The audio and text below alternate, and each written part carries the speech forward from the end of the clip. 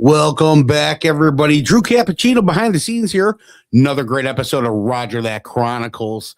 We got Chris, we got Josh, our normals here, saving the world one veteran at a time. We absolutely love it. Exciting guests coming in today. But first, if you like what you see here today, don't be afraid to go to the old Google box, YouTube, 216 Creator Studios. Like, share, subscribe. Ding that bell for the future notifications. Always appreciating the support. Chris, Josh, how you guys doing? We're doing good. We had the event not too long ago that Josh came in. We did the gaming with the veterans. That was a blast. All these people showed up. Man, it was crowded.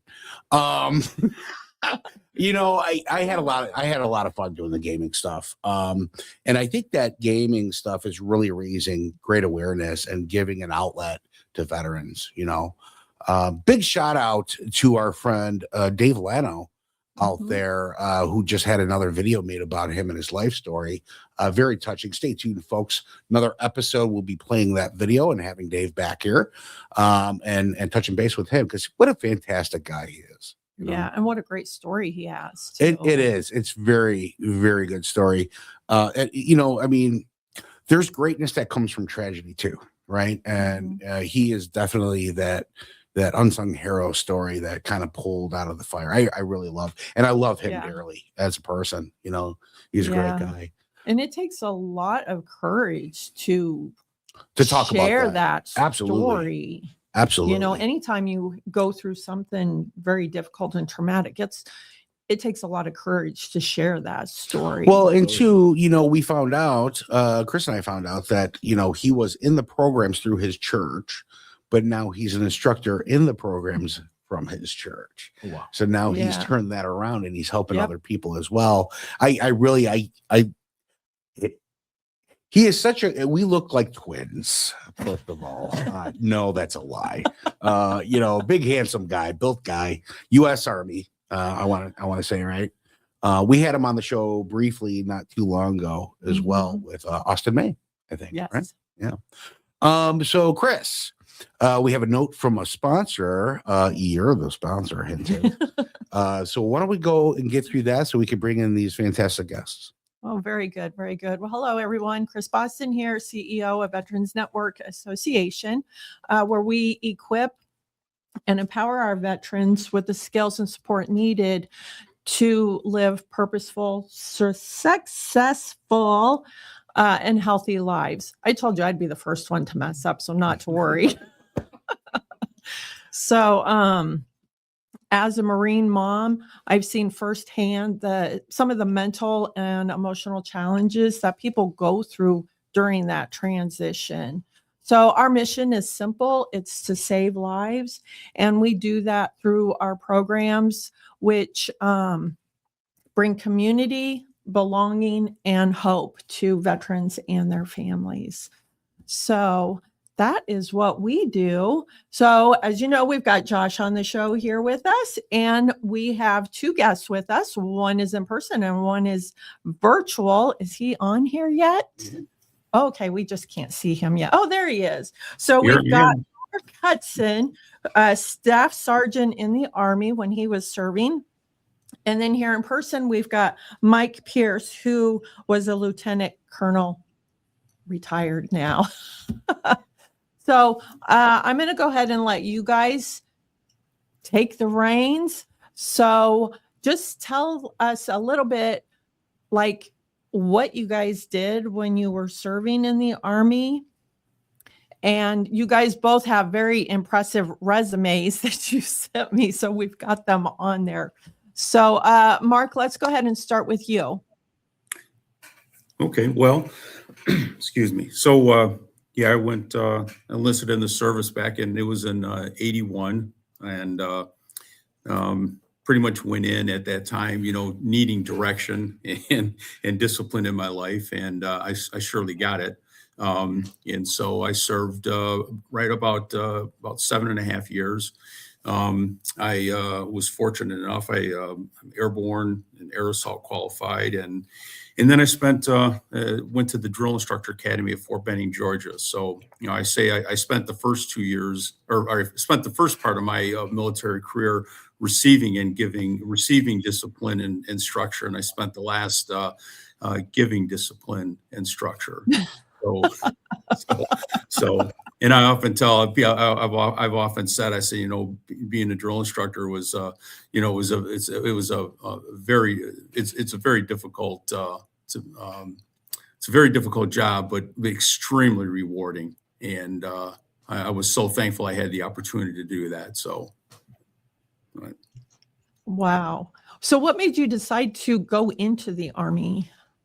Like I said, at the time, I didn't really have a path forward, and I really needed something in my life that could provide me with some structure, and it was one of the best decisions I made in my life. So, yeah. Why did you choose the Army, or did the Army choose you? No, they didn't choose me. Quite honestly, I walked into the nearest recruiting office, and it just happened to be Army. There was no reasoning behind it other than it was, like I said, it was just the first recruiting office I walked into. So, yeah. Luck of the draw. Right. Well, very good. How about you, Mike? Well, I actually came from a Navy family. My dad was in World War II. He was in the Navy. My stepdad was in Korea. He was in the Navy. One of my uncles was in Vietnam in the Navy. And the other uncle was in Guantanamo in the Navy. And then the third uncle was also in the Navy. So I was going to actually get an ROTC scholarship and go in the Marines. And then my parents moved the day after I graduated high school. So I never received the paperwork at my address where I was. So I was in college. I said, well, no scholarship. I just kind of pushed my way through, and then I graduated from college, and then I just wanted more adventure in life and wanted to get more out of it than just, retail life or management or whatever. I said, I'm made for more. And so I went down. I was actually enlisted at the Melrose Park. I went in as a chaplain assistant because I'd been a youth director when I was in college, and I worked out all the time because I ran cross country and track. So I said, Army, well, it's like John Kennedy. Well, I hear you guys got a health program, a fitness program. Was it 8 weeks? So I'm like, yeah. So I just went in. It was easier because I'd been training so much before that. Because so I went in. I enlisted as 27 years old. I worked. They kept me at the chaplain school because I had good PT, and so I was working over there. And it's funny because 30 years ago plus, I was down in at Fort Dix, New Jersey, driving as a chaplain assistant for an NCO, a staff sergeant and a sergeant first class down on the Garden State Parkway, which was crazy because you're going 50 miles an hour, and you probably know this, an old deuce and a half, and we're getting past zoom, because of like freaking 7 lanes. And I'm like, Sergeant Doak, am I doing okay? I said, just keep driving, Pierce. Just keep driving. I'm scared the crap out of me. Driving down to Fort Dix. And so last week I was there at an Army Reserve Ambassador Conference, and it was like, wow, deja vu all over again. I went in because I wanted a challenge, and I had an interesting life because of it. And it's been a lot of fun. And I'm still as committed to the military through my service with the Army Reserve Ambassador Program. I've got developing something for veterans. And I'm just glad to be able to be a part of it and give back to this great organization, which gave so much to me, and to be able to serve my country. Yeah. So what do you think is the biggest tool that you have brought back from the military that you use today? Go ahead, Mark. A tool I brought back? Oh, goodness. It really gave me a good work ethic. Quite honestly, like I said before, it really gave me structure in my life. It really motivated me to just, it gave me such a level of confidence within myself that really led and allowed me to do different things in my life after the service. You know, something simple like, just, running the Chicago Marathon, right? It's that can-do attitude that you can really overcome and do anything that that you really set your mind to, and even at work, in the profession that I'm in, it's kind of the same thing where it really gave me a sense of drive and really sense of purpose, and that has really carried me through the rest to where I'm at today. So, Wow. Awesome. How about you, Mike? Well, I think it helped, like there's a plaque when I was in AIT, and this is for something, the diamond in the rough. And a lot of us were diamonds in the rough. And the military enabled our character to be revealed. Mhm. You have character, and this provides the opportunity for that character to develop and emerge. And I actually ended up getting a PhD while I was in the Army. Wrote a book called The Overlord Effect, Emergent Leadership During Crisis. It's all about Operation Overlord. And so many of the accounts of the people that I studied were similar to mine, not in their experience on the war combat. I wrote mine when I was in Iraq, but the experience of having to take a step up, and Mark, I think you'd probably agree that the military created conditions for you to step up and to become the man that you are. And I think the military enabled me to become the man that I am. I learned helped me articulate and put into words what needed to be said. And one of the great things I learned from this one general, we did this march over in Nijmegen, Germany. It's like 4 days march. You march 25 miles a day, and so for 4 days. And anyway, I got through it, and I was all tore up because I had just done the practice the week before, so my blisters hadn't healed. So day one, it's July, so everything's just open blister. And then I got through it, and I was talking to the general who sponsored us going the team, and he said, "Well, you learned a very valuable lesson. You learn what you can do, and then what you must do." And I think that really put it into place. The military taught me not only what I can do, but what I must do when the time came for it. I think that's what the military does for us. Wow. Well, it pushes you across your boundaries. Yeah. Well, but really, you have to be open to it. And, I've talked to parents, being a drill instructor, just even in the last, few years. And that's what I've conveyed to them. You can go in for structure, you can go in for discipline, but you have to allow it to take its course with you. And that's something you have to maintain throughout your life, because, it's like anything. I mean, you can have all that, but it's up to you to carry that on throughout the rest of your life. Yeah, absolutely. Wow. Well, you mentioned your book. What made you want to write this book? And what is you briefly said you said the title. Let me say it: The Overlord Effect, Emergent Leadership During Crisis. So I read your book. I found it very interesting. Yes, I did. Well, it's really basically the bottom line is I was always a smart person, but I could never really start applying myself. I mean, I had senioritis starting in kindergarten, so this was a problem. Okay. And I mean, I got through school, thank God I was smart, but that was, never really top grade or whatever. Anyway, once I was in the Army, and I'd been in for a few years, and I was knuckled down, I said, I never really fully applied myself. And, I think I could probably do a little bit more. I can leave a little bit more. I had a little bit more in the tank. So I said, I'll go from a master's. And so I got a master's with the University of Oklahoma overseas. They send the professors over there. I was in Germany, stationed there. And then I said, you know what? I got this, what the heck? Let's just roll the dice here. Let's go and get this PhD program. They get a special program. So at the time, I got accepted in the program. I was working for this one general. And this guy, his name was General Dave Zabecki.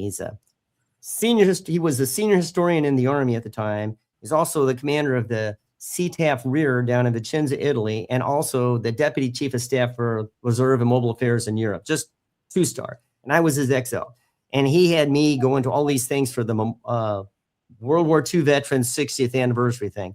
So they had collected like 200 plus accounts from the veterans who were at D-Day and other battles.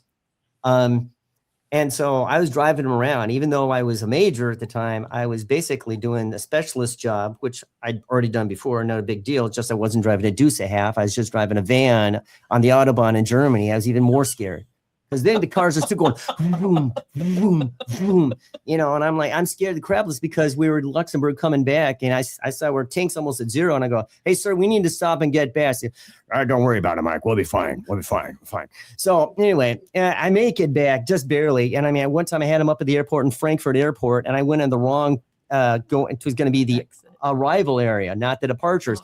And he goes, don't go back. I said, and then we had to hurry to get him to the headquarters and for all the generals were meeting.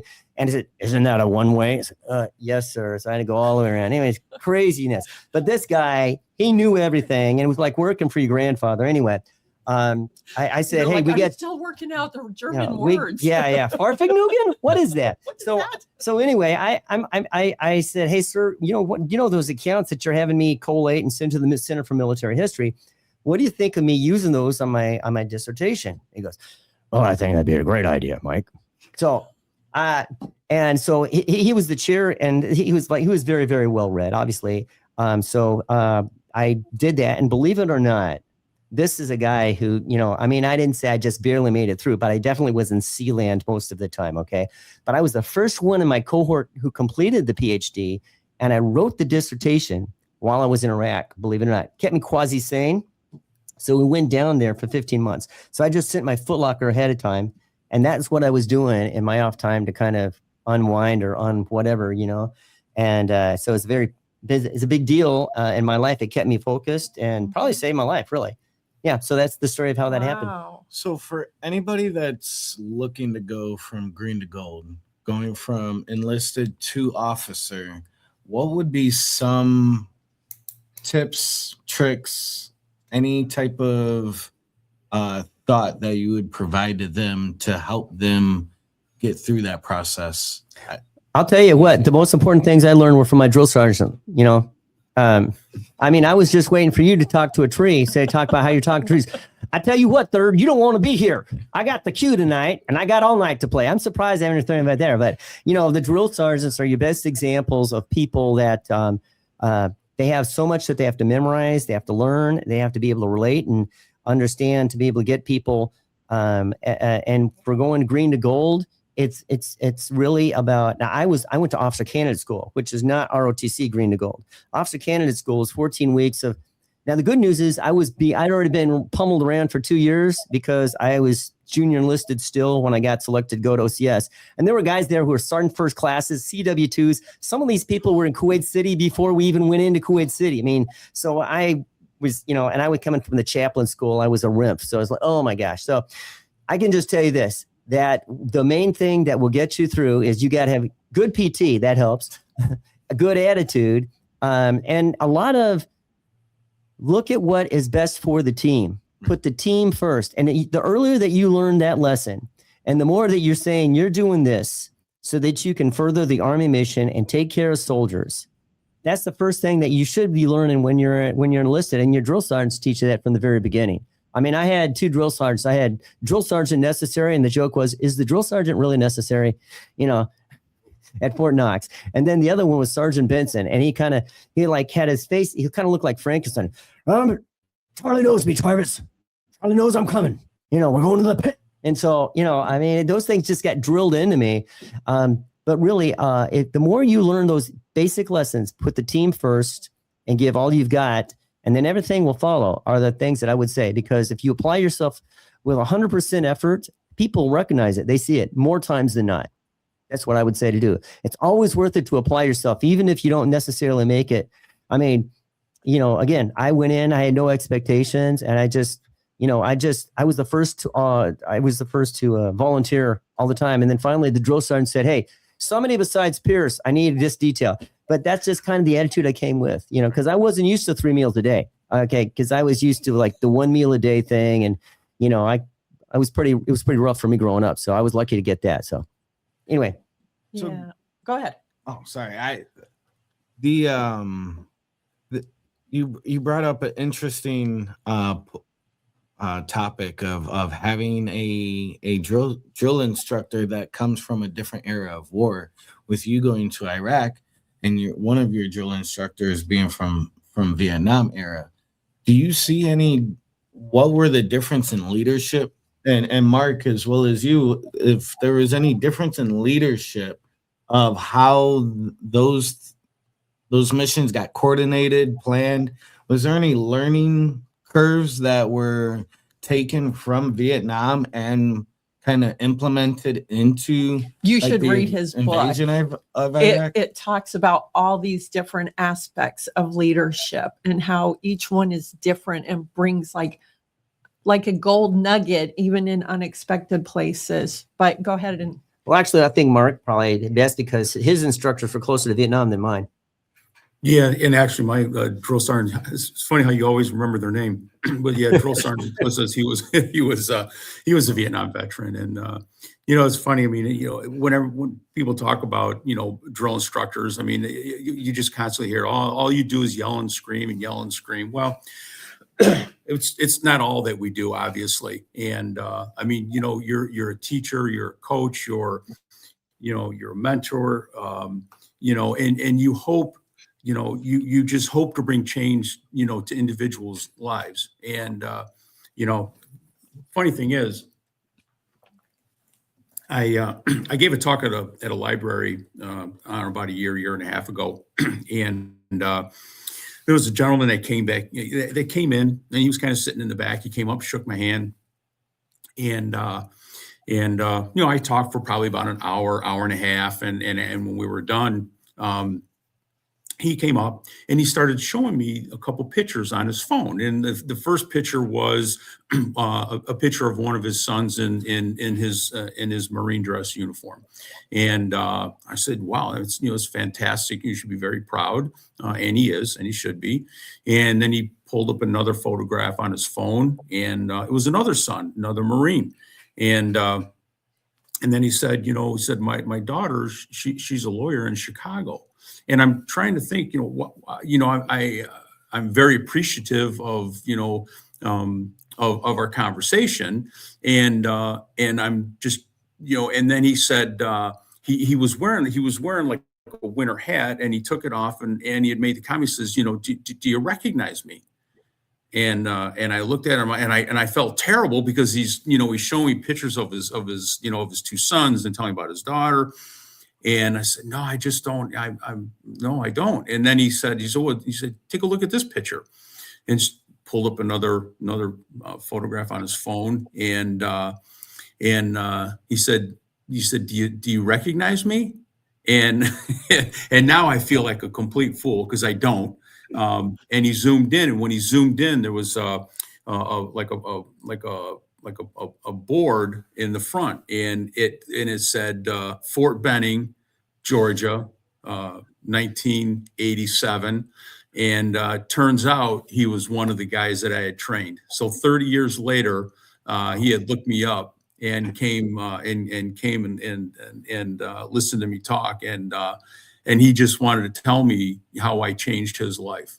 And to me, that's the most important thing. That is the most important thing about a drill instructor is, we can all scream, we can all yell, but to teach and coach and mentor, those are the things that are most important, because those are the things that are going to carry through on, throughout the rest of their life.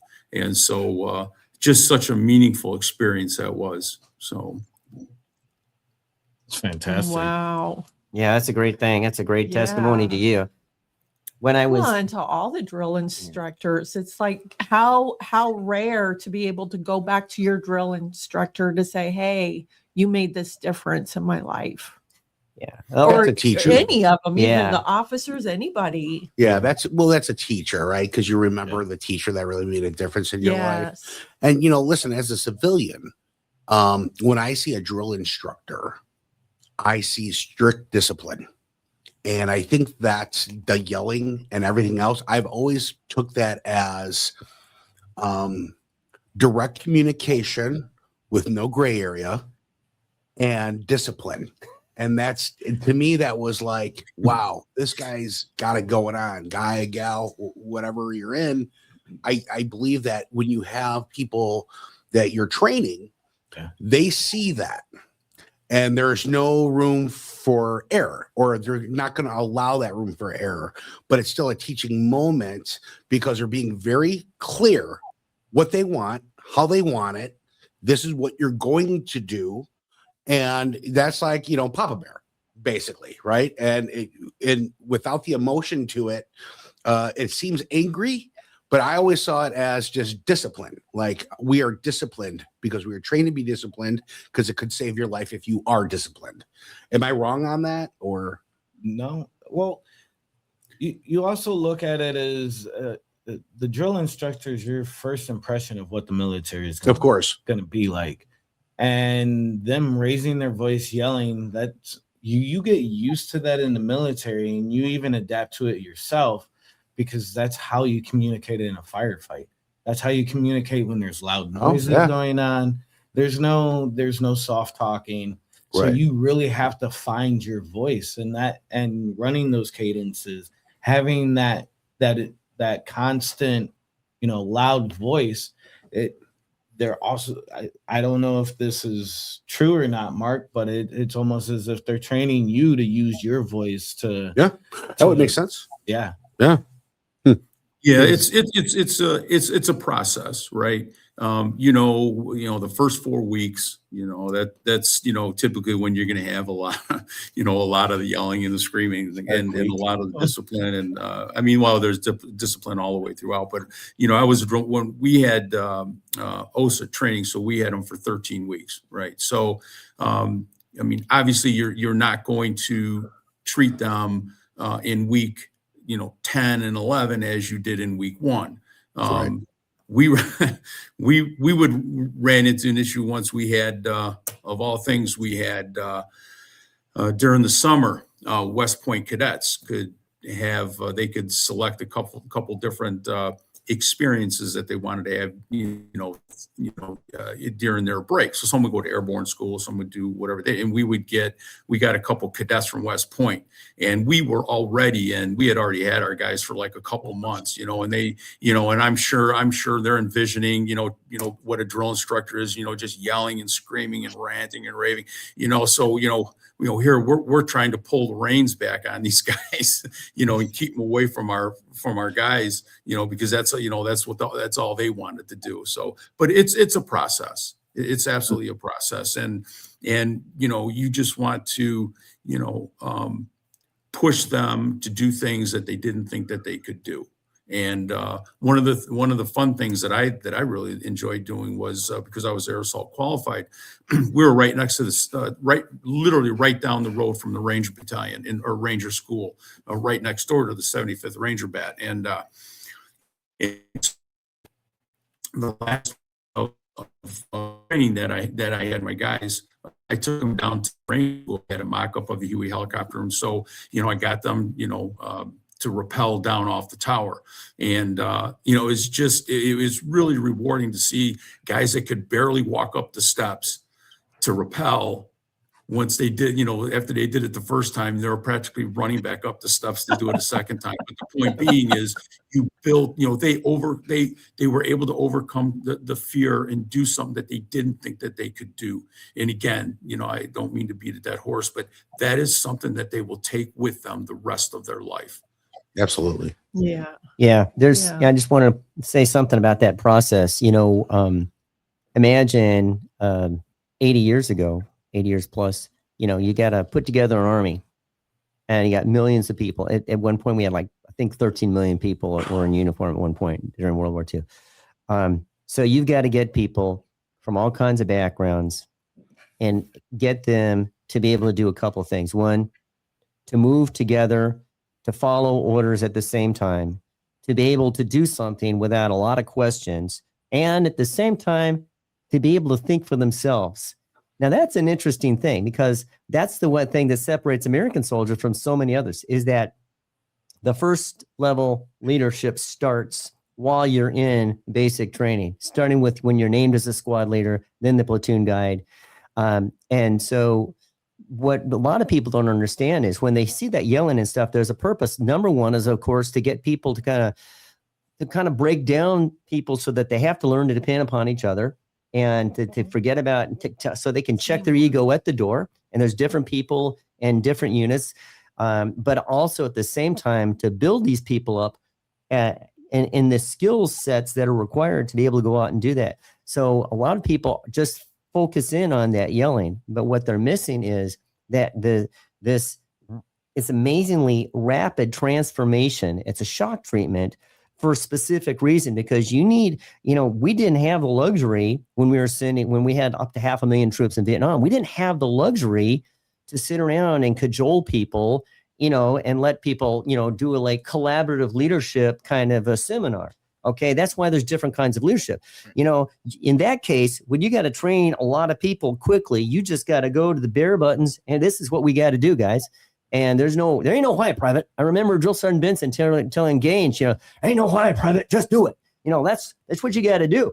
There's a reason for that. And so that process is critical to people going out there. And to me, I think that's a bit of the problems we run into today, is that I'm not sure if the process is not as stringent as it was, and maybe it's changed, but I do think that there were some of the vetting processes that have occurred. We've seen the results when we had people in who did not meet that standard, and when that standard was relaxed otherwise. It's critical that the standard is met so that we can continue to be able to, it's task condition standard, right? Task condition standard. Everything is about training. Training is everything. And when you get people out there who don't want to be a part of the team, you got to weed them out so you can get the job done. And if you don't weed them out, and this is why the job that people like Mark's so critical, because if you don't, they're going to be a problem at that next unit, because once that unit gets them on their roster, if they don't do what they need to do, that's a problem soldier. They're going to be taking 80%, 90% of the commander's time and the first sergeant's time and their staff sergeant's time. And that means that other things are being neglected. And then when they kick that soldier out, that means that's a person that the Army's invested a lot of money in and they've lost. And so it's critical that process takes place, that metamorphosis is allowed to happen, and that soldier is allowed to turn into a soldier. And what we need to do is make sure that the people who are training our soldiers are just as empowered as they were back in Mark's day or in my day. Wow. We had 14 weeks to go from, I went from I was a specialist when I went to OCS. And so people are kind of laughing at you because what do you know? You don't know jack. Okay. What do you want, college boy? I don't know how many times they call me that in basic training, but, I worked hard. I took a lot of crap, but I learned a lot of lessons. And so when I became a commander, that made me a better leader. And I remember enlisting people in the DFAC. They wanted me, this one PFC, we were out in the field. She was crying because she had a child at home and she was sad. She was young PFC Carter. And then 10 years later, there I was working at U.S. Army headquarters. And who is it that I run into but Staff Sergeant Carter? And she says, Major Pierce, hey, I'm gonna do my final reenlistment. And I hadn't seen her since I'd been at Fort Gordon. There she was. She wanted me to reenlist her because that's what being a good leader, so task condition standards, being a leader, being that leader. And you've read it in the book, a lot of these guys, they talk to you like they were your big brother. That doesn't mean they're always going to say what you want to hear. They say what you need to hear. Right. Yeah. Right. Wow. I would have liked to have worked with you back in the day.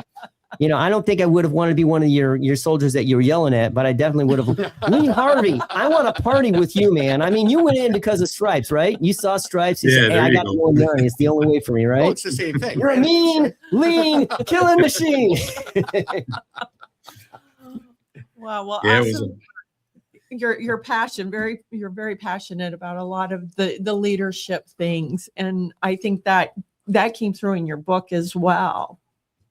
And I wanted to say Mark is also an author. He wrote the book, So Costly a Sacrifice. Why? What? Oh, it's a long story. How long is this show? So it really all started.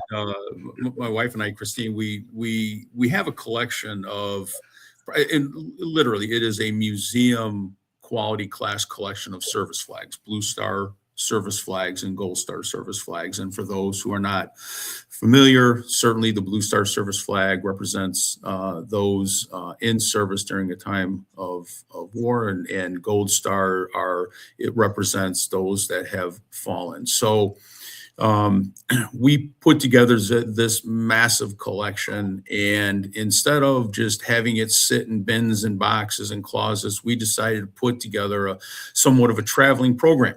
And so our goal was to go to different venues, whether that be different American Legions, libraries, museums, and we set up this massive display, and we talk about the history and the tradition of the service flag. Myself belonging to an American Legion, we also, I also had the privilege to present service flags. And so I would always tell different, some stories. One of the stories I often told was that about the Sullivan brothers.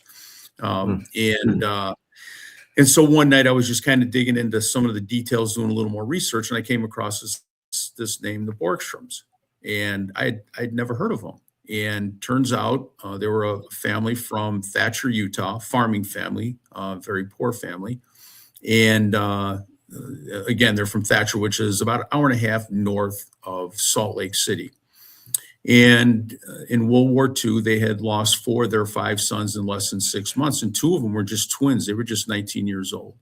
And so for several, I did a presentation in Manhattan, New York, and then we did one at it's a wonderful museum in Toccoa, Georgia. It's where the 506 PIR train, that's the Mount Currahee, the whole thing with Band of Brothers.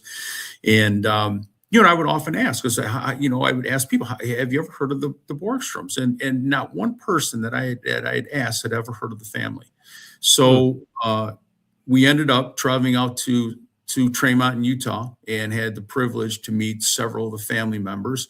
And we spent a day went to the farmhouse where the family lived. We went to the church where they had the service for the sons. And then the last place we went was the cemetery where the mother and the father and the 4 of the boys are buried. And it was there, one of the one son that came home, Boyd, he had one of his sons was Randy, and had the privilege to spend time with him. And in that, as I'm standing there, literally standing there at the foot of the grave of the mother and father, I made a promise to him that I was going to write their story. And it took me 5 years to do. Had never written anything in my life of that length, and quite honestly didn't know what I was getting into. But like I say, it took me 5 years, and we got it published in 2022. And so I felt it necessary to put their story in print, and I'm very, it was such an honor to be able to write about the family, and still how it affects their family today. So, yeah. Wow. Yeah, it was a very good book. I read his book as well. Yeah, and if anybody wants to check out these books, please click the links below. It'll take you right to it, and I just kind of want to say we have one more sponsor note that we got to hit. Josh? Yeah, absolutely. So, Veterans Path to Hope is located in Crystal Lake, Illinois, at 805 McHenry Avenue as Suite D. We have about 11 programs that assist veterans and their families with various needs, whether it be home, employment, food pantry, and also recreational services. We have, like I said, 11 different programs. Please come through the door and talk to some of the peer support specialists that we have available, and let's see if we can, help you find resources or help you get back on your feet. That's awesome. That's Thank awesome. you. I got a question for Josh. Yeah. So, Josh, you were first ed, right? In the Army. That's what you were trained to do. No, I was infantry. Infantry. Okay. I initially went in as infantry, took advantage of being deployed, and doing the tax-free re-enlistment. So I re-enlisted and reclassed. I seen that infantry, that was not what I interpreted it to be when I was going in. I thought it'd be a little bit different. Absolutely love the brotherhood. Absolutely love the mentality, the discipline, the structure. I had things occur that shook me to my core. Sure. And so I decided to try another job, a plan B.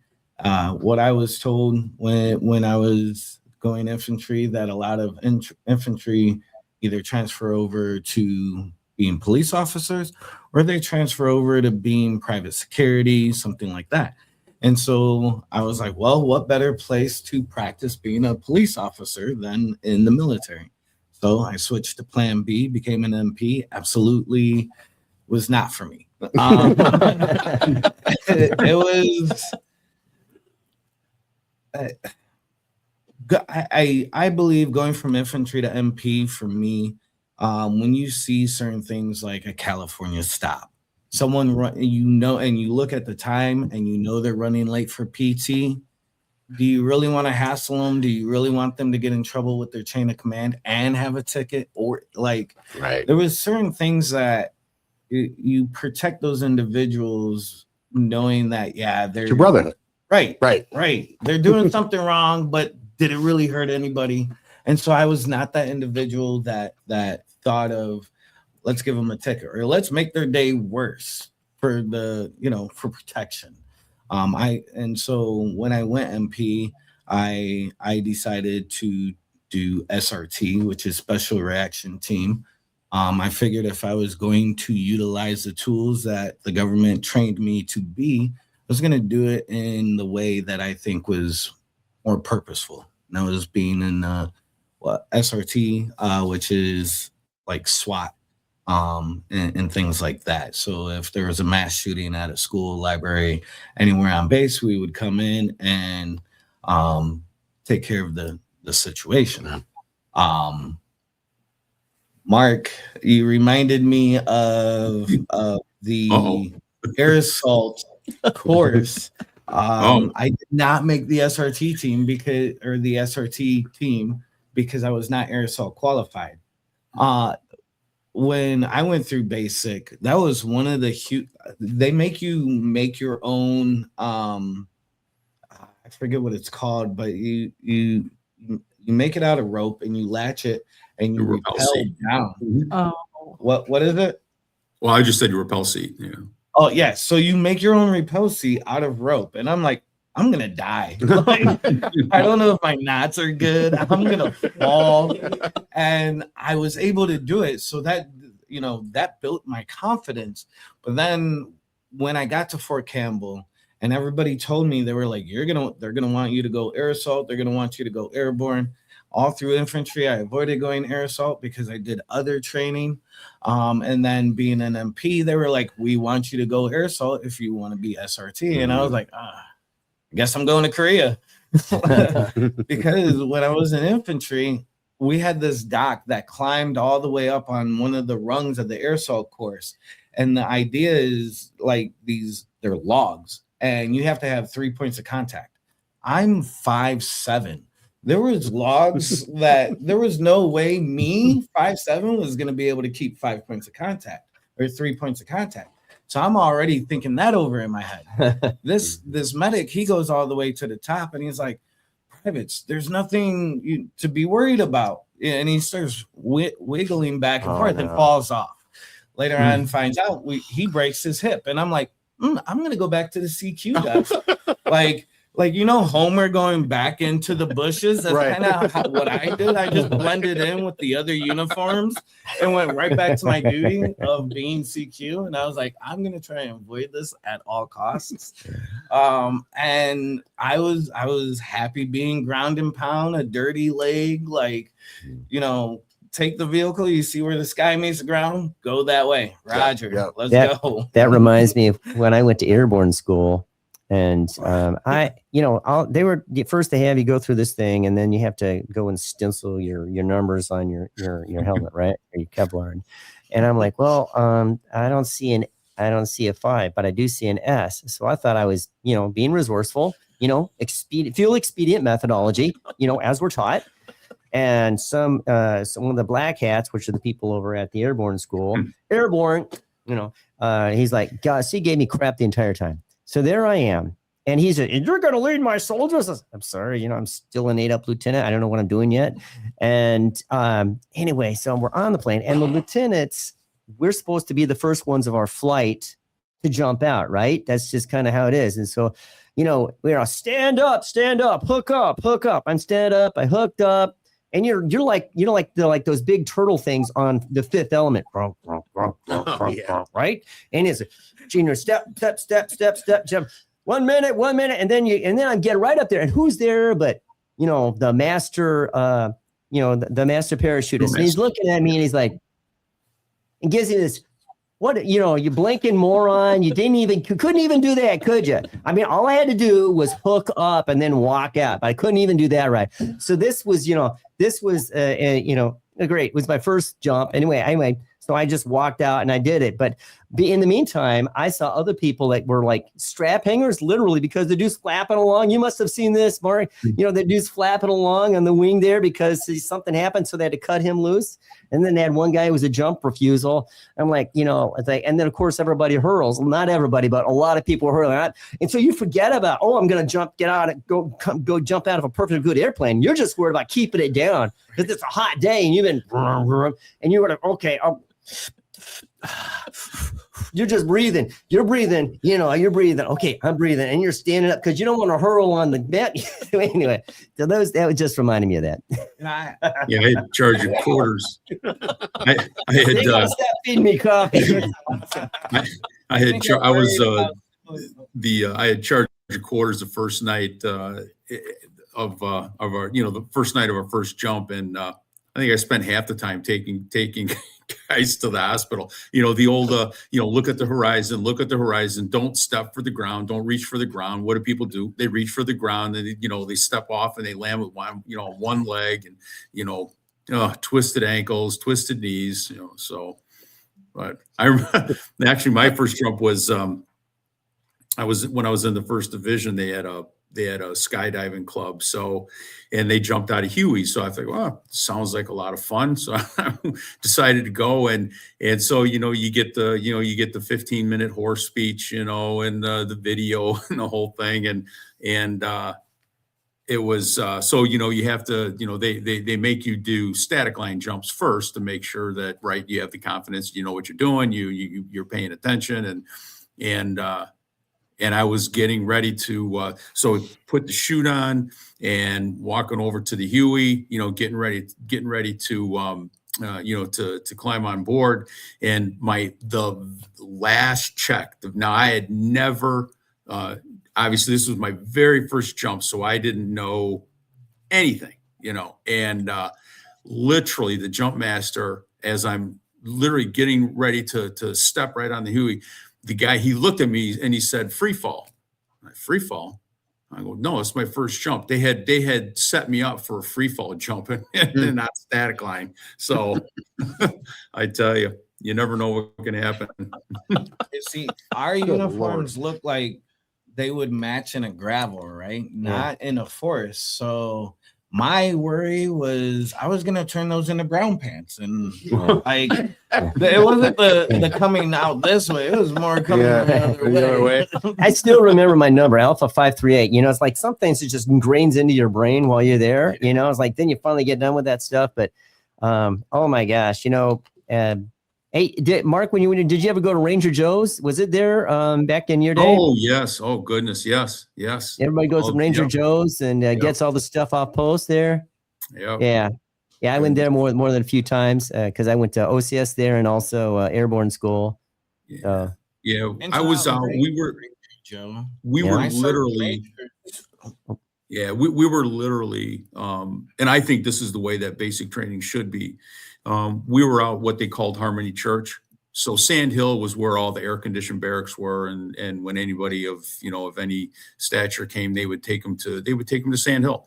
But we were out in Harmony Church. And again, like I mentioned before, we were right down the road from the Ranger School and the 75th Ranger Bat. And Matt, at that time, we had the old wooden barracks with the gravel drive that went right up between the row of barracks, and the last set of barracks at that time was the sniper school. So to me, that was the best part about Fort Benning, was out at Harmony Church. I remember going on Weems Pond doing land nav, because it's the same thing that the Ranger used, and I remember going by the pond. I saw this, still had these 6-foot long water moccasins and kind of doing this thing there in the water. Holy crap. I mean, and one of the guys in the course, he got treed by wild dogs. These wild dogs. So the dude he had to go up a tree, because there's wild dogs running around there, and you get killed. It's crazy. Because they're not like when you're carrying around your weapon in basic training, or if you're OCS or whatever, it's not loaded. So you could be, and if you're out doing land nav alone, which, we had to do, it's like, what are you going to do with a bunch of pack of dogs are chasing you? So this dude, he just went up the tree. Wow. Great stories, great memories, huh? So I have a question. What is something that you would tell somebody who is transitioning out of the military? What's some bit of advice you could give them? Go ahead, Mike. Yeah. All right. Yeah, it's good. Well, I can tell you, it's I appreciate that. Yeah, thanks. You went to bat for me on that one. Yeah. So I would say this. I would say, give it time, give yourself space. And everybody used to tell us, don't make any decisions. Give yourself a year, because what you're really doing is you're leaving an institution, and it's an institution that, yes, you may have voluntarily signed up, but it's permanently, just accept it's permanently warped you in ways that you'll never really quite understand. It's good, it has positives, but it's also other things, and you have to readjust. And your brain, in some ways, you'll readjust, but you got to give it some time and understand that the civilian world is not. And the longer that you're in, you can come out. Not aggressive. I'm assertive. I'm a very vivid person now. Imagine me 15, passionate. Imagine me 16 years ago. And I was, I had to really take several steps back every time I was working in the regular world, because on the one hand, for those people who are high speed, low drag soldiers and are, they're used to goal setting, getting things done, and they, the pace of the civilian world can be different. On the other hand, it has certain expectations that you may not be used to. So my advice is to be patient with yourself, be patient with your family, take advantage of the opportunities that the military affords to you as a veteran. Use all of them, because you've written a blank check to your country, and it's okay. And also tell yourself that, whatever you've gone through, and if you had bad experiences or negative experiences, but also the positive experiences, don't throw it all out.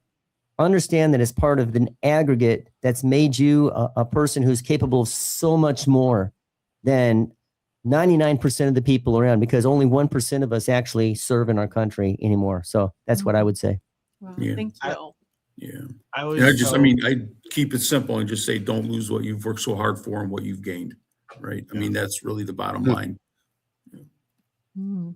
I always tell people the military was my best worst time, or best worst experience of my life. It teaches you discipline, it teaches you structure, and it's up to you to take on that discipline and structure. That, just like in the civilian world, you do have individuals that are very structured and they're very expedient in what they do and everything like that. But also, like in the civilian world, you also have people that wait to the last minute. The military isn't one of those where you can wait to the last minute. The military can make you wait to the last minute. Hurry up and wait. Yeah. But you better not wait to the last minute to learn what the military wants you to know. We will not miss SP. Right. Yeah.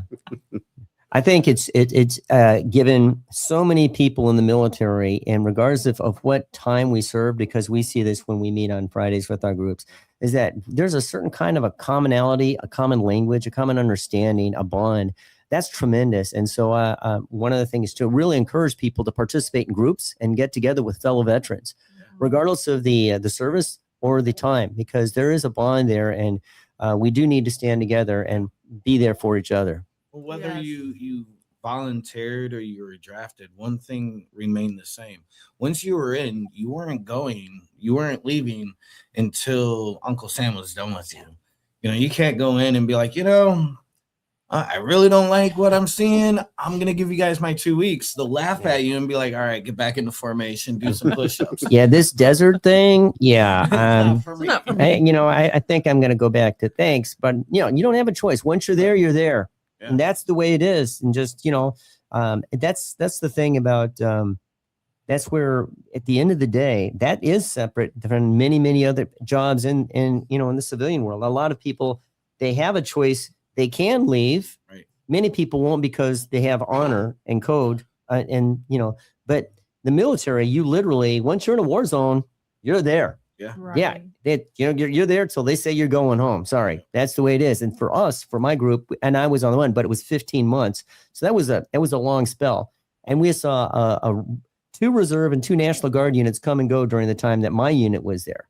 And of course you're like, I want to go home too, but and it ain't gonna happen.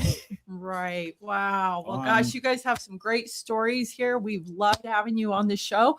I had more questions for you, but we're out of time already. I know it goes quick.